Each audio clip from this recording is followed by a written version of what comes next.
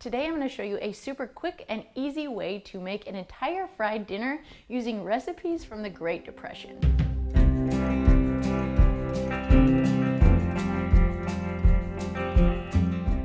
Since we are going to be using my great-grandma Myrtle's famous fried chicken recipe, we are also going to be using the pan that she used to cook meals for 9 kids all through the Great Depression.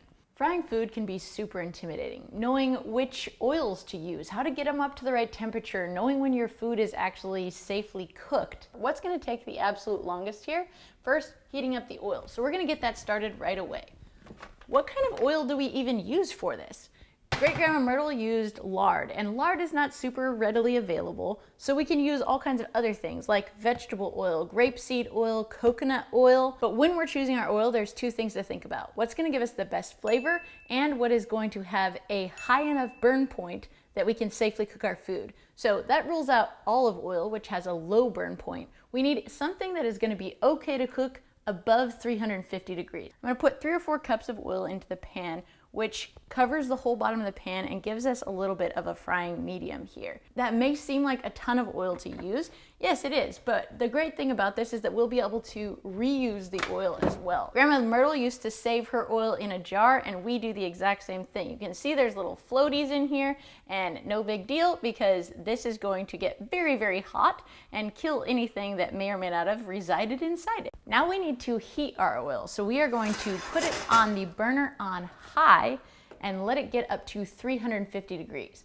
By the way, if you haven't already done it, this is a great moment to grab your chicken out of the fridge because room temperature chicken is going to cook faster and more evenly than refrigerated chicken. I put a candy thermometer and a lid on the pan so that we can tell what temperature it is and it'll get up to heat faster. Now we're going to make the breading and the dredge for the fried chicken. I'm going to give you the exact recipe that has been passed down through the generations of my family, but with so many mouths to feed in the Great Depression, Great-Grandma Myrtle really knew how to stretch her meals or make a small food budget really feed a lot of people. She also knew how to use whatever she had on hand to actually get what she needed. So as I tell you each of these ingredients, there are lots of substitutions that can be made. You don't even have to make fried chicken. You can bread and fry just about any other kind of meat or vegetable. We're going to use 1.5 cups of flour.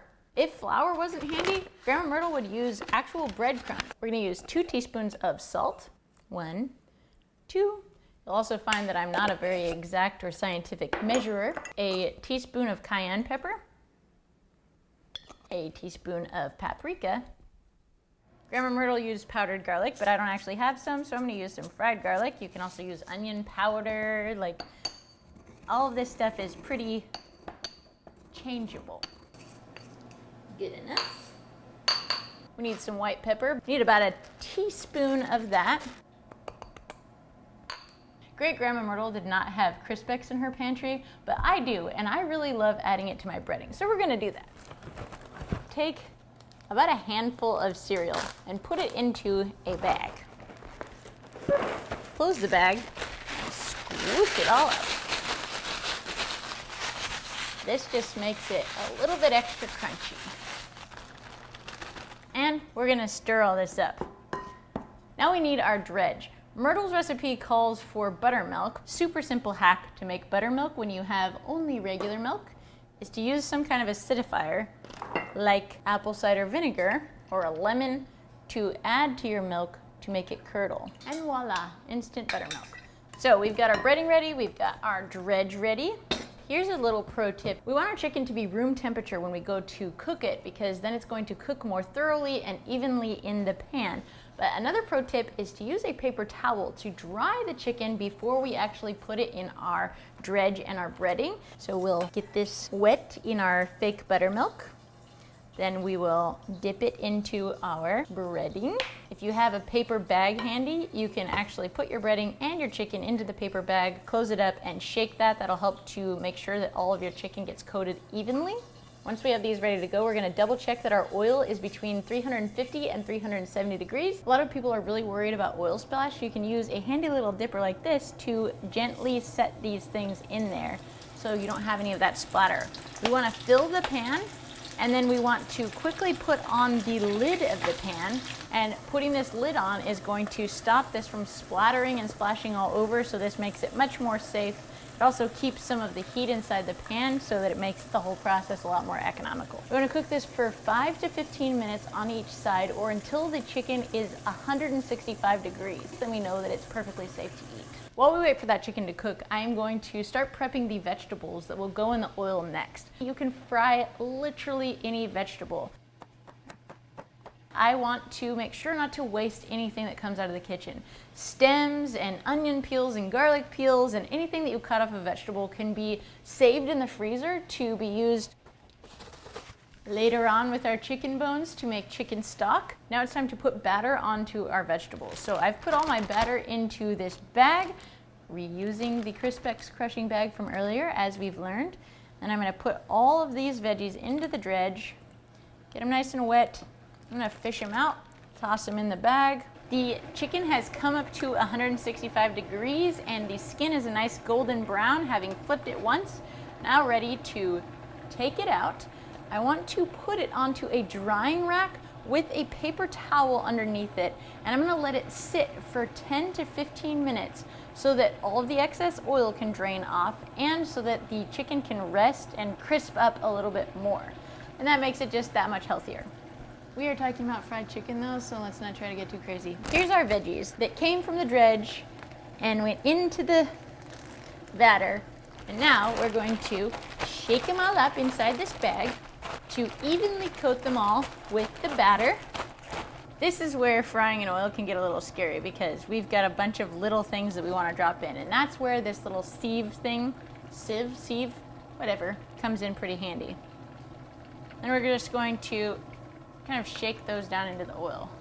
Move them around a little bit so that they get all coated. As you see me cooking in my own kitchen, you may notice that I have and use a whole bunch of wooden spoons. The spoon that I was using today was actually designed after a spoon I remember my grandma using in her kitchen when I was a kid. And because I didn't get to keep any of her wooden spoons when she passed away, I have made a point of trying to recreate them now as an adult so I can use them in my own kitchen.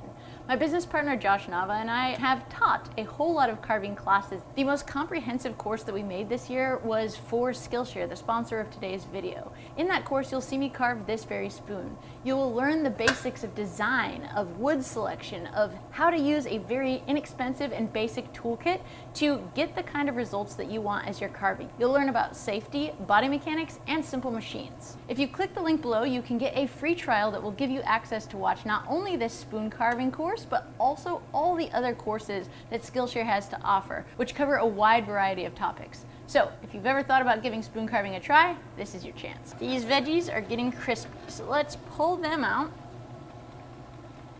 One thing pretty much everyone remembers about my great-grandma Myrtle is how generous she was. Even in the middle of the Depression, she always had room for one more at her table, and one of the ways that she was able to make her food stretch a little bit more was adding starches into the meal.